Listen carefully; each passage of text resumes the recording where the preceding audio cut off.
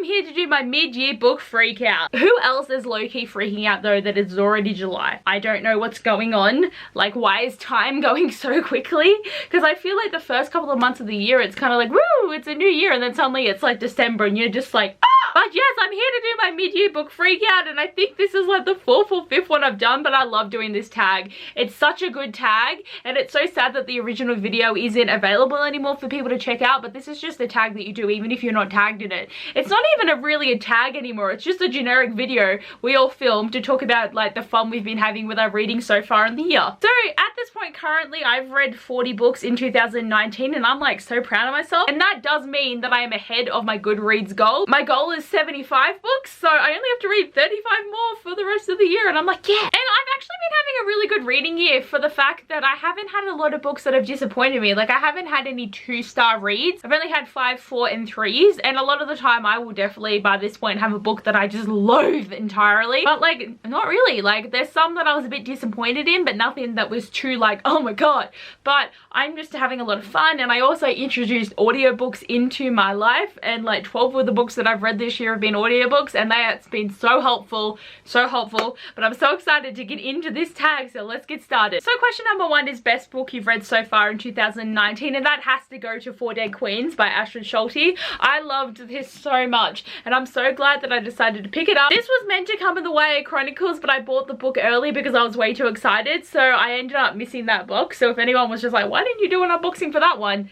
That is the reason why. I had been anticipating this book since I first heard about it, and I was so excited, and when I picked it up it was so different than what I thought it was going to be, but I loved learning about all these queens and having such a great main character, and it just really spoke to me. And like, I always have one book every year that does this, and it generally happens in the first 6 months of the year. So I can tell you from each year, the first one was The Wrath from the Dawn, the next one was Akamath, the next one was Daughter of Smoke and Bone, then it was Reign the Earth, and now I'm really assuming it's going to be Four Dead Queens, because I just read a book and it just changes me, like literally changes me, and I felt like that with this book, and I just had so much fun. It had every element of bookish character stuff that I love and plot stuff, and it was also a standalone, so I don't have to wait for a sequel, which is a bonus. Question number 2 is the best sequel you've read so far in 2019, and that has to go to Imprison the Sky by A.C. Gorgon.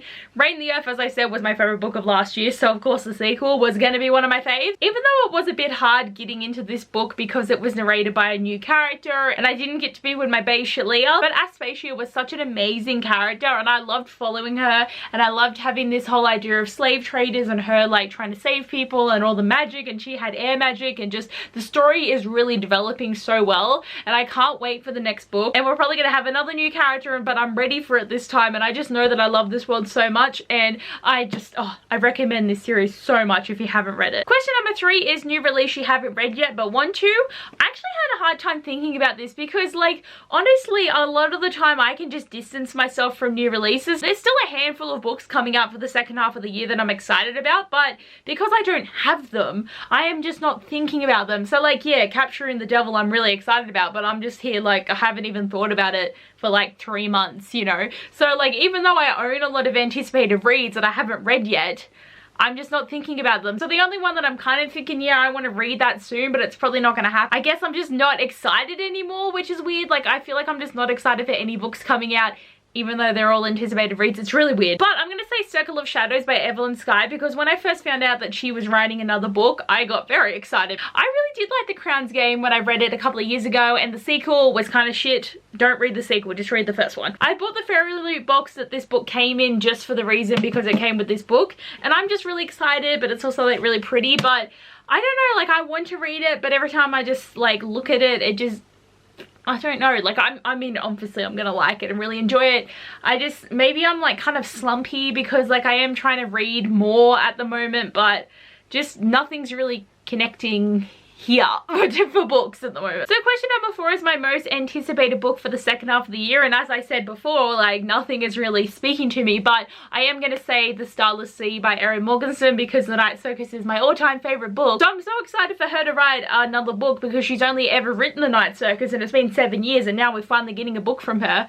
So of course I am excited for this, but I don't think I'm like letting myself get too excited right now because I won't get it until November. So I'm just like being very calm and collected. So yeah, like I'm excited, but still not a fan of that cover. Question number 5 is biggest disappointment, and as I said, I haven't had that many reads that have really like made me hate them or be like very disappointed, but the one I'm going to use is When We Collided by Emery Lord, because I was so excited and I like bought all of her books and I was so keen, and then I read this one and it just wasn't really that great. I really didn't like Vivi. Like, yes, she did have bipolar disorder, but I just felt like she was so horrible and didn't care about other people, and it was all about her, and Jonah was just in love with her, and I'm like, dude, you have this whole family you need to care about. Don't worry about this girl that's just a bit weird and a bit crazy. And like, as I said, like, nothing against it. I think the bipolar disorder was written quite well, but I just feel like she just didn't care about other people, and I just wanted there to be more of a sweetness to this story, and there wasn't, so that just really disappointed me. Question number 7 is biggest surprise, and I'm going to say The Seven Husbands of Evelyn Hugo by Taylor Jenkins Reid, because this was also my first audiobook,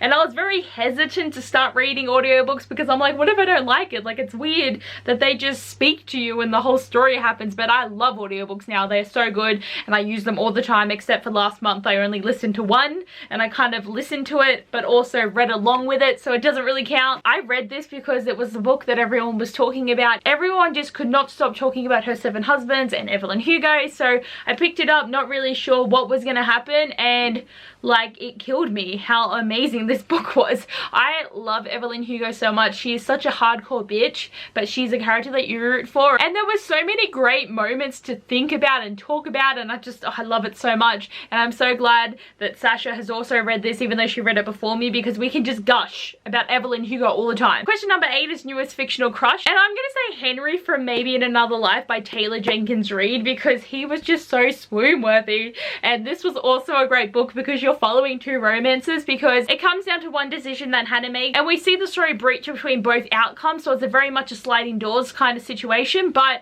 I loved the storyline with Henry so much, and it was so adorable, and like, he was her nurse and he was just taking care of her, and then he just got too close, and he was so amazing and I loved it. I also listened to audiobook. Like, I recommend the audiobook for this one because Henry is just and he's so good in audio. I realized I just missed question number 7, which is my new favorite author, and it is Taylor Jenkins Reid, because I have read 3 of her books so far now this year. I own another one. I have another one on audiobook that I can listen to, and Daisy Joan and the Six just came out. But I love her writing, and she's able to make such amazing stories bring you so much pain, and that's not a bad thing. Like, she writes them so well. Like, Forever Interrupted is about a main character whose husband just dies after they were only married for a week, and you're sitting there seeing the relationship that they have and then seeing him dead, and it's like, oh my god. And then you get Seven Husbands of Evelyn Hugo, where literally every character in that book is dead, and we're seeing her story throughout her whole life. And then Maybe in Another Life, she has an accident and then stuff happens, and it's just like, oh my god. And then there's another one where her husband comes back from the dead and she's married to some other dude. Like, she has so many heartbreaking stories, but they're just done so well that you just need to keep reading and find out what is gonna happen in them. So she is definitely one of my new favorite authors. Okay, number 9 is my newest favorite character, and that is gonna be Stevie from Truly Devious by Maureen Johnson. I loved Stevie so much, and again, another one that I audiobooked because these were so well, and I really liked the narrative voice. It just made me feel very calm. I love Stevie so much, and I love how into mystery she is and how much she wants to solve this case. And yeah, she's a little bit different than everyone else, but I really liked how she was able to make friends. I love Nate too. Like, Nate just gets an honorary mention from this book because I loved him. But I just love how smart she is as well, and she figured out so many things about the case from 80 years ago and about the murders that were happening in present time, and I just can't wait for the 3rd book to see where this story is going to end. Question number 10 is book that made you cry, and again, I'm going to say I don't cry in books, and this is always my answer. I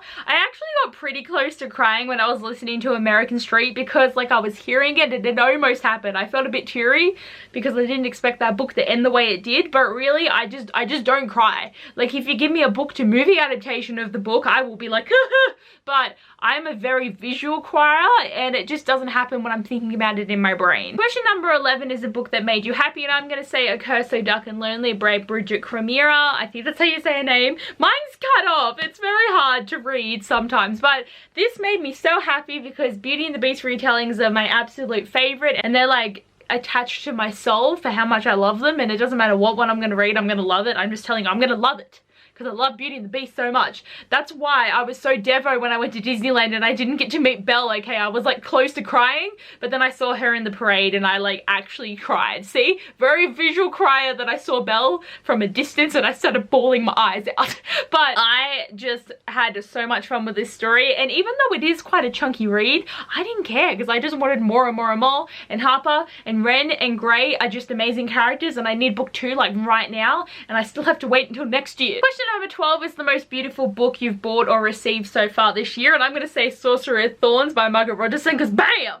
Bam, bam, bam. This is a special edition from a book box that I like won't mention yet because I don't know when my unboxing's coming up for this, but it is so beautiful, and like this is glitter. This is literally blue glitter, but I also just love this cover even though it's giving me low-key Feyre vibes, and you can't tell me not because this is the same artist that draws Feyre, and I feel like she's got a very similar look with her female characters, but I don't care because I'm like, oh, Feyre, where's Rhysand at? But this book is just gorgeous, but damn, them stain edges definitely make it so pretty. And question number 13 is, what books do you need to read by the end of the year? And my answer is so many, all of them.